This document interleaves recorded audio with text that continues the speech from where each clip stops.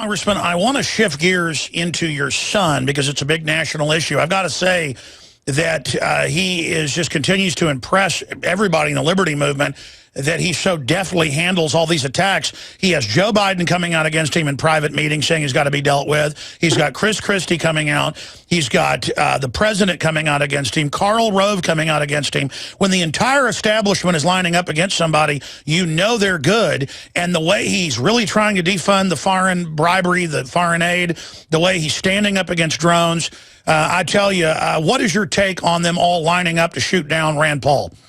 Well, it's a pretty good indication that he's probably on the right track. Yeah. You know, when all the bad guys gang up on you, but it sorts it all out because, you know, there's a few Republicans that do it too, and a lot of Democrats.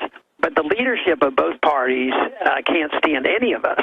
So because they are but one party, they pretend there's a great deal of difference. But if we reveal the truth, how many in the establishment, Republican or Democrat, you know, would you know, even consider anything we say about giving Bradley Manning a fair trial or Snowden a fair shake? They're not going to do it. And this is you know, I think people are beginning to realize, because the information is getting out, you know, a little bit differently now than it used to get out. We got 100% of our news from the three majors. That doesn't happen anymore. I've only got a few minutes left with you. Again, former Congressman Ron Paul joins us. I want to talk about the big announcement that you're going to make here on the show. I guess a day early. We're honored. But first off, looking at the future here, as you said, there's new media, there's alternative media. The numbers show in the aggregate we're bigger than the old media, the state-run media, drudgereport.com, INFOWARS.com, the constellation of sites that Ron Paul, who's joining us, has. I mean, overall, they've got metrics out there. We're now bigger than they are, but they can still unify and kind of regurgitate the same news, and then sometimes we even kind of get caught up in debating whatever talking point they've put out. But short-term, mid-term, long-term, what do you see in your historical crystal ball looking forward? How do you think this is going to go for the establishment? Because they are losing the people. Just last week, the Pentagon came out and admitted that they've got to stop lying to the people and said they're losing. Yeah, and the papers are fading quickly. The Globe and Washington Post, you know, they're the old media. There's no doubt about it. So I have two thoughts on that. One, I brag about it, compliment young people because they're attracted to it. We were able to run, you know, very successful campaigns and organize a lot of people through the internet. At the same time, we know technology is always advancing. And I think the question boils down, will the technology advance so quickly that our government can neutralize us and know everything that we're doing with the internet and cancel us out when we make use of it?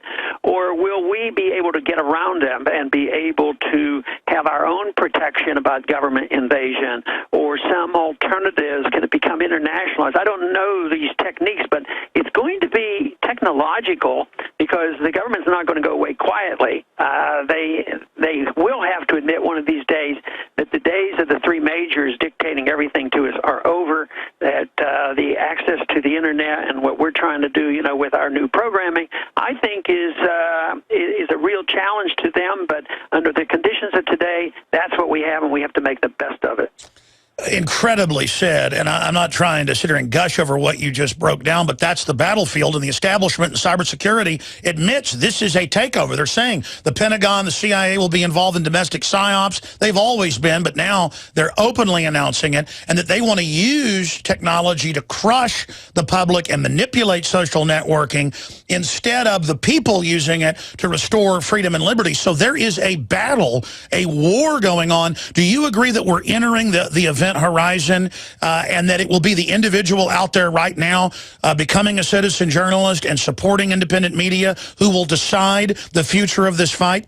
Yeah, it will be, and we have to come to the understanding that it's just, you know, if you're a reporter for the Washington Post, that you have certain protections that we don't have. Everybody has the same protection for freedom of speech and publication, and everybody is a reporter, so everybody should have those same protections built in. But there will be a lot of contests, and I'm optimistic that right now there is a galvanized youth movement that's listening to our message, and that's where I get some encouragement. So I'm hoping that I can get some people to dial in and look at my website, my new website dealing with this channel, if they, wanted to get caught up on exactly what's happening and seeing what's going to happen, the announcement tomorrow, as well as when the first program, I think I can let that go out too today because it'll come out tomorrow, and the first official program is going to be August 12th. And for people to know and get more information on this, it's very easy, ronpaulchannel.com.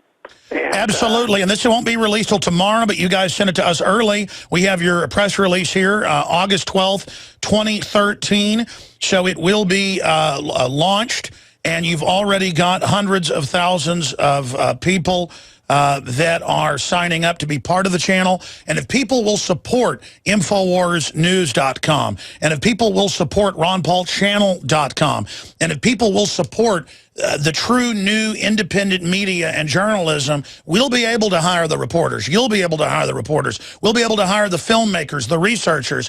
I mean, we did the math, Dr. Paul.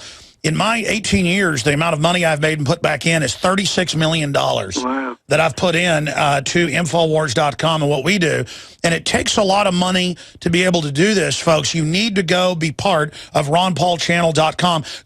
Sir, before you go, give us in the next minute any tidbits about the channel and what's going to be on it. Well, the first thing, in the early part of the show, we'll go over some very, very current events, sort of like what we do when I talk on your program. What's the biggest event? We'll quote something in the news, and I'll make my commentary on it. The big difference is with this media, it's not like me being interviewed on regular media where if I talk for a minute and a half, they cut me off, or like a debate, you know how they do. There's no time limits. There's no advertising. It's unfiltered. We can have an online Ron Paul filibuster. Yeah, this makes it makes me more comfortable because I'm not worried about how to pack into 32 seconds everything I want to say. Then you tend to want to speak quicker and this sort of thing. So it's sure. a much more relaxed environment, and we'll have guests. We're going to have guests on the shows, and we're going to try to pick out incidents where individuals are making successes. Last weekend I was at the YAL conference, Young Americans for Liberty, something like that. It's a very successful group, another group that's joining us, and it's only 5 years old. It was the outgrowth of one of our campaigns. So those kind of things, we want to recognize people who have achieved things, and we're going to be taking calls. There's going to be, right now it's probably going to be by email. People, the listeners will be able to send questions in, and I want to have an interactive program. You have worked so hard as a congressman, sometimes 18 hours a day on record, and you've always been extremely articulate, but I know that feeling of having 100 things you want to say and then speeding up. Now that since you've been out of Congress just a few months, when I get a chance to interview you, you sound so much more relaxed, even more focused, and even more clarifying. Are you enjoying being out of Congress? Yes, and there is a difference because when people ask me about that, I say, at least I don't have to get on an airplane at the direction of Boehner. You tell me, well, get on the airplane, get up here and vote.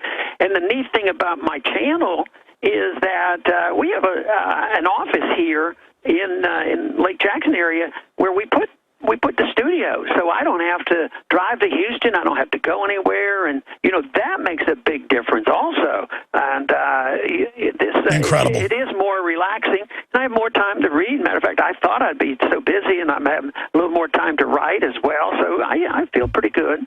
Absolutely amazing. Well, I look forward to speaking to you soon once the channel launches, and I look forward to getting you back on the economy. Just briefly, we see the Federal Reserve bonds in trouble. You've been warning about that for a long time. A brief comment on that.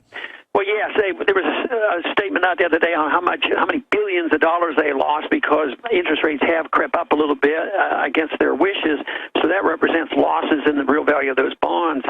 But it's not going to be the Fed literally that loses. It's the American people, because the taxpayer stands behind that, and they can just print the money. They don't care about it. They're not a business. They don't have a profit loss but the value of their assets did go down. It just means that they can liquidate that through inflation, and they just print more money. But it isn't the Fed that loses the money; it's the people. What we need, the only answer for that is get rid of central banking. We don't need the Federal Reserve. We need sound money. RonPaulChannel.com. Very exciting. Thank you for working so hard for human liberty. Thank you. Thank you. All right, there goes former Congressman Ron Paul. Very exciting. And he was telling me during the break, he goes, if I have time, he wants me to be on the show with him. So very exciting to be on Ron Paul's show instead of him being on my show. After 18 years, that guy's been coming on my show. I remember, I said I've known Rand Paul for like 14, 15 years the other day, and then I happened to catch the rebroadcast locally at night, just that piece for about 10 minutes. That's not true. Time flies. I just keep saying 14, 15 years. I've known Rand Paul. Now that I thought about this, it's just weird how time flies. He'll probably end up being president if we're able to turn this country around. He's got a real shot at it, except for the electronic voting machine fraud. I can read the tea leaves as anybody can. That I actually think I interviewed Rand Paul first. And I was going back in memory. I remember listening to something called Republic Radio before I was even on it. And I was on Republic Radio when Mark Kornke was running it with, I think it was Dan Thompson. But the point is, I remember hearing Rand Paul on with Mark Kornke like in 1995 when I was just getting on Access TV. I think it was like right out of college then, pushing his dad to get back into Congress because he'd been in Congress in the 80s and then as a libertarian, I think like the first libertarian ever elected and then run out. And then he came back in 96. So I had just gotten on terrestrial radio in 96 and was able to call through Republic Radio. And then I got Rand Paul's number. And I got Rand Paul on first. Then I went and met Ron Paul. His district used to come up to Austin, South Austin. And so I met him, I think it was in Bastrop or something the first time, when he was just Dr. Ron Paul. You know, didn't even really have gray hair, had gray at the temples. That's how long I've known Ron Paul, 1996 in person. I'm just waxing nostalgic here. Here we are 18 years later, and the whole New World Order is attacking Rand Paul. The whole Republican establishment, the Democrats, Ron Paul's retired. It's weird. It's weird how life just goes by, and it's just interesting. It's interesting because it all gets foggy, you know, memory. And then you start thinking, oh, now I remember that. I remember this. I remember, and now it's 21st century. Ron Paul's going to have an internet channel that goes on TV. They've got TV stations lining up.